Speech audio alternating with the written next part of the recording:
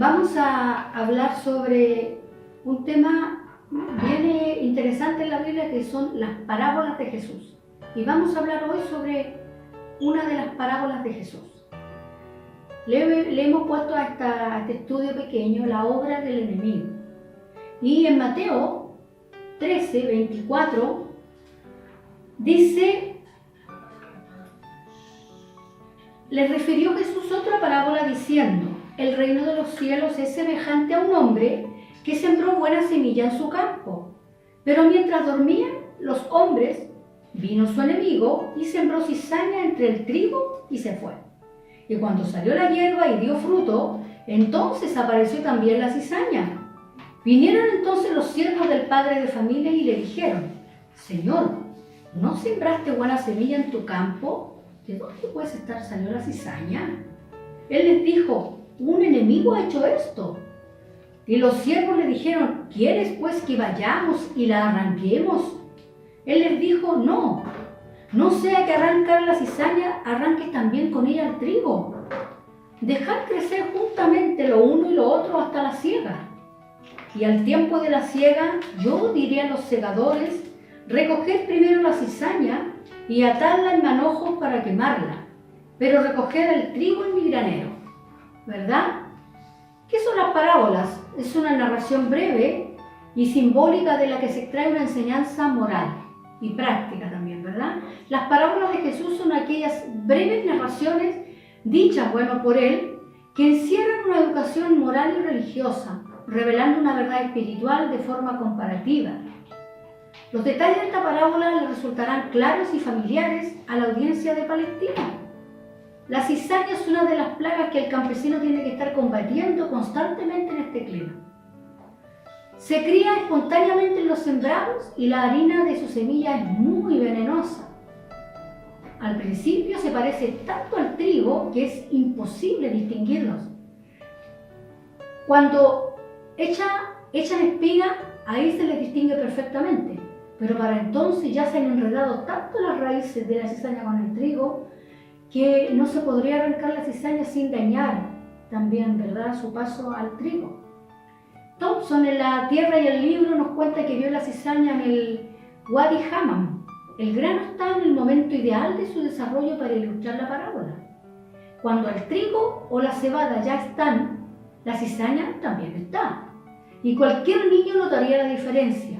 Pero antes, hasta cuando se observan con cuidado, se pueden confundir. Yo no podría distinguirlos con absoluta seguridad. Hasta los campesinos que escardan los campos regularmente en esta tierra no intentan separarlos. No solo que los confundirían, sino que como las raíces están entremezcladas, ¿verdad?, sería imposible separarlos sin arrancar al trigo, ¿verdad? Por lo tanto, ¿qué hay que hacer? Hay que dejarlos crecer juntos. La cizaña se parece tanto al trigo que los judíos la llaman trigo bastardo. Se llama en hebreo sunim, que viene como cizaña en español del griego cisanión, que es cizaña. Se dice que sunim viene de la raíz saná, que quiere decir fornicar. Imagínense ustedes. Y cuenta la leyenda que la cizaña se originó en el tiempo de maldad que precedió al diluvio, porque entonces toda la creación, seres humanos, animales y plantas, se descarriaron y cometieron fornicación y produjeron descendientes contra la naturaleza. En sus primeras etapas, el trigo y la cizaña se parecen tanto que la idea popular era que la cizaña era trigo que se había entonces corrompido, ¿verdad? El trigo entonces y la cizaña no se pueden separar fácilmente cuando están creciendo, pero al final hay que separarlos porque el grano de la cizaña es venenoso. Causa mareos, vómitos, náuseas, efectos narcóticos y obviamente tiene un sabor desagradable. Por último, hay que separarlos a mano. Levison describe el proceso. Se suelen emplear mujeres para quitar los granos de cizaña del trigo que se va a moler. Por lo general, la separación se hace después de la trilla. Se extiende el grano en grandes bandejas que se ponen delante de las mujeres para que puedan separar la cizaña, que tiene un tamaño y una forma semejante al trigo, pero se distingue por su color pizarra, tiene otro color. Así que en sus primeras etapas de crecimiento la cizaña no se puede distinguir del trigo y al final tiene que separarse so pena de graves consecuencias.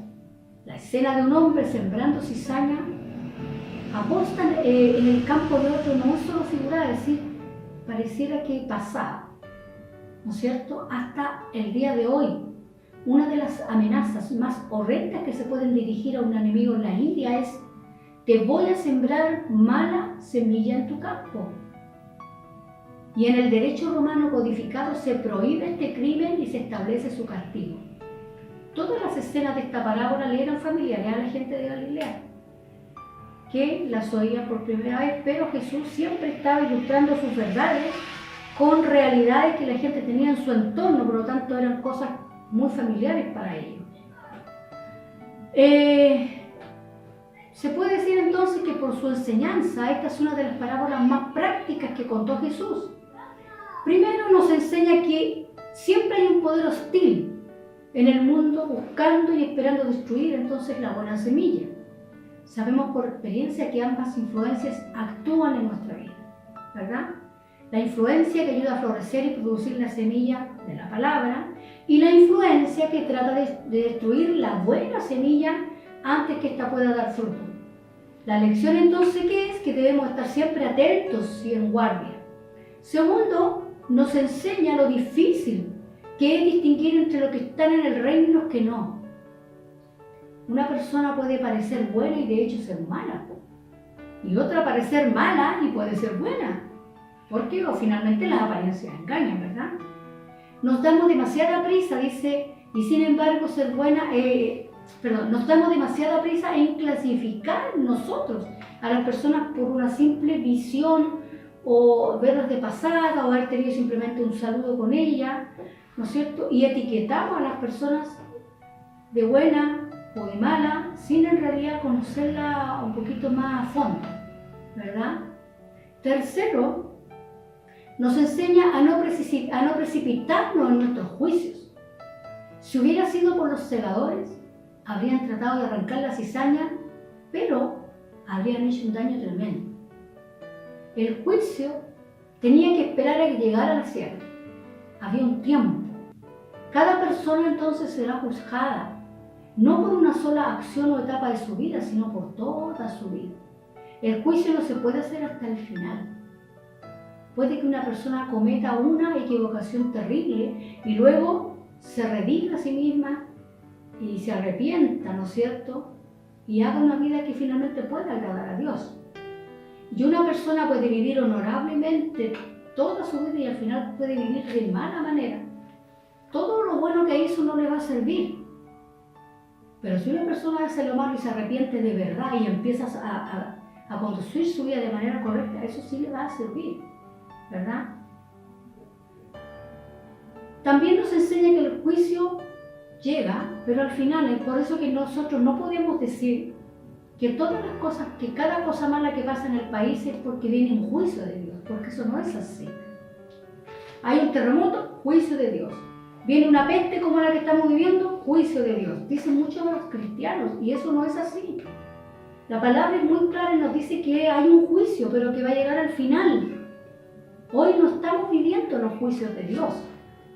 Hoy estamos en el periodo de la gracia y las cosas que vivimos son cosas que van a suceder. La palabra nos habla de que todas estas cosas van a suceder, pero no dice que es el juicio de Dios. La palabra no nos dice que vamos a vivir de juicio en juicio. Va a haber un juicio, pero todavía no es. Será al final.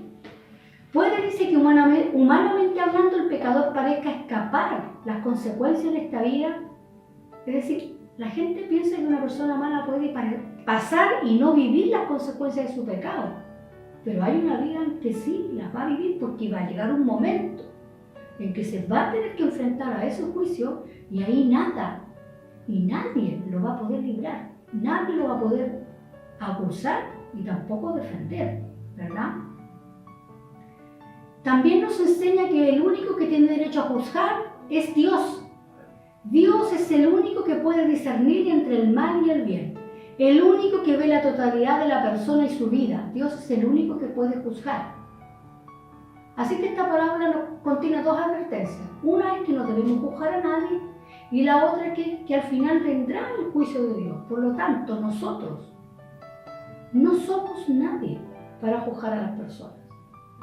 Ahora, esta parábola nos enseña que en las iglesias no toda la gente es lo que dice ser. En las iglesias hay de todo tipo de personas. Tenemos muchos ministros aún que tampoco han conocido al Señor. Y eso es importante y es delicado, pero es así.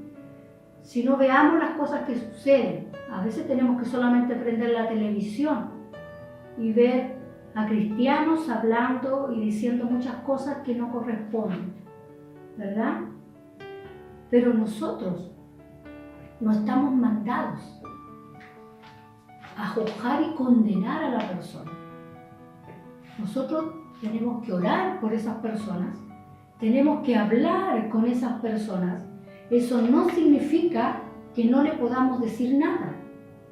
Nosotros, si en nuestra congregación tenemos a una persona de estas características, tenemos que hablar con ella, conversar, indicarle las cosas, darle a entender lo que está mal, mostrarle la preocupación, también la molestia en buenos términos, orar por esa persona y darle la oportunidad de que pueda cambiar.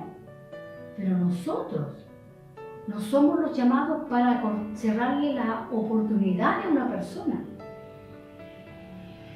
Entonces, en las iglesias, de cualquier tipo de iglesia evangélica, hay muchas iglesias, vamos a encontrar mucha gente que parece que es buena, pero no lo es. Porque ¿qué es lo que define? La vida del cristiano se define en su vida cotidiana y en sus acciones diarias. Entonces yo no me puedo dejar guiar por la apariencia de una persona para formarme un juicio sobre ella. Tengo que conocerla un poquito. Y si nosotros vemos que esa persona se conduce de manera incorrecta, que su actuar es improcedente, que no debe ser, porque a la luz de la Escritura está en completa desobediencia y en desacuerdo, tenemos la autoridad de la palabra de llamarle, de hablarle, de reconvenirle, de exhortarle, de disciplinarle, de educarlo, pero nunca de juzgarlo y condenarlo, porque esa no es nuestra labor, ¿verdad? Entonces tenemos que aprender que en todas las iglesias vamos a encontrar trigo y cizaña. Siempre será así porque la Escritura nos dice que así va a ser y así es. Nuestra labor es ayudar a esas personas, pero el juicio es del Señor. Y llegará un día en que Dios juzgará a todos los hombres. Y ese día todavía no ha llegado. Por lo tanto, si hay alguien, si tú que estás viendo, todavía no has conocido al Señor, hazlo. Recibe a Cristo en tu corazón. Pídele perdón por tus pecados. Él te va a recibir. Claro que te va a recibir. Si tú estás en una iglesia y te comportas de mala manera, hoy tienes la oportunidad de cambiar. Dios es un Dios de oportunidades. Cambia tu vida para que el Señor no tenga un día que juzgarte y condenarte. Así que Dios les pueda bendecir y que Dios nos ayude a no juzgar, sino que a esperar el día del juicio. Dios les bendiga.